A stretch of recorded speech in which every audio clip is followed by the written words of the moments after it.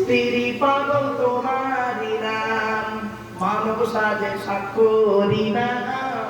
সৃষ্টির পাগল তোমারই নাম, তোমার পাগল না হইলে যে মোমের বন্ধু হয় না সে যে। তোমার পাগল না হইলে যে মোমের বন্ধু হয় না সে যে। রবিউল আউয়ালে কি তাই আসলে নূরের জ্যোতি লইয়া। রবিউল আউয়ালে কি তাই আসলে নূরের জ্যোতি লইয়া। রবিউল আউয়ালে তোমায় ডাকে সকলে, রবিউল আউয়ালে তোমায় ডাকে সকলে। তুমি ডাকো উম্মতিয়া, উম্মতের কান্ডারি হইয়া। জ্ঞানী গুণী বুদ্ধিজীবীদের কাছে আমার একান্ত আবেদন নিবেদন রইল, হিন্দু মুসলিম সকলের কাছে আমার একটাই আবেদন রইল, আপনারা এই মিলন মেলাটাকে কোনোদিন পৃথক করবেন না। এই মিলন মেলা হিন্দু মুসলিম কাঁধে কাঁধ মিলিয়ে যে আপনারা একটা ভ্রাতৃত্ববোধ, ভালোবাসা, সমাজ কল্যাণমূলক কাজে আপনারা নিয়োজিত হয়েছেন। এই মেদিনীপুরের জমিনে আপনাদের বলি, পূর্ব মেদিনীপুর, কোলাঘাট থানা, পূর্ব নাকি পূর্ব, কোলাঘাট থানা সম্ভবত, কোলাঘাট থানাই পড়ে ওদের গ্রামটার নাম মাওবেড়িয়া। ওরা করে কি, মানে এত সোশ্যাল ওয়ার্ক করে আপনারা ভাবতে পারবেন না। গরিবদের পাশে দাঁড়ায়, শুধু তাই না, রক্তদান শিবির, এমনকি কোনো ছেলে মেয়ে পড়াশোনা করতে পারছে না, তাকে পড়াশোনা করানোর জন্য। মনে রাখবেন, কোরআনে 82 জায়গায় লেখা আছে নামাজের কথা, আর 92 জায়গায় লেখা আছে লেখাপড়ার কথা, গবেষণার কথা। তাহলে বলুন, 82 সংখ্যাটা বেশি না 92 সংখ্যাটা বেশি? বুঝলেন? তাহলে লেখাপড়া থেকে পিছিয়ে কেন?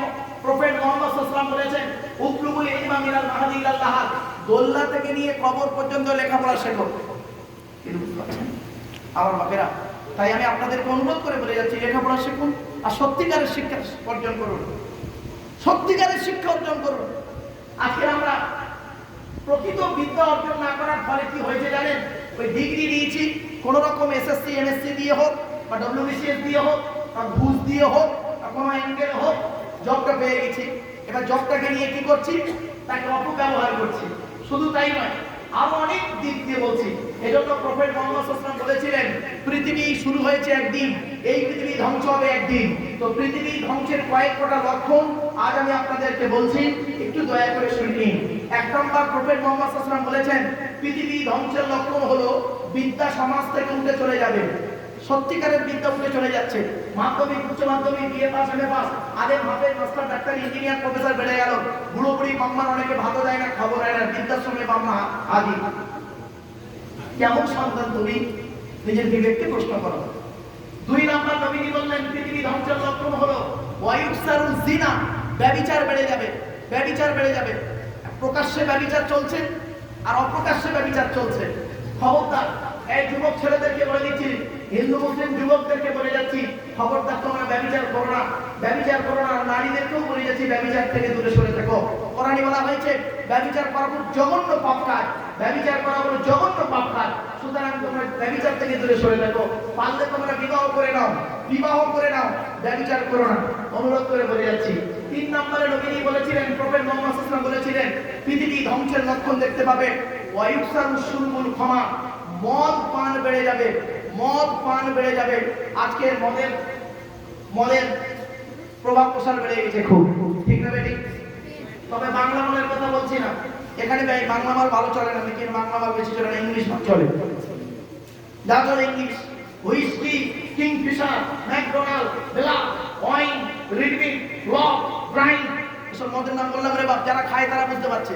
সেদিন এরকম মদের নাম বলছি, একটা বুড়ো অপর বুড়োকে বলছে, মুসলিম বুড়ো, একটা মুসলিম বুড়ো অপর বুড়োকে বলছে, দেখছি হুজুর কিরম কোরআনের আয়াত বলছে, বুঝতেই পারবেন।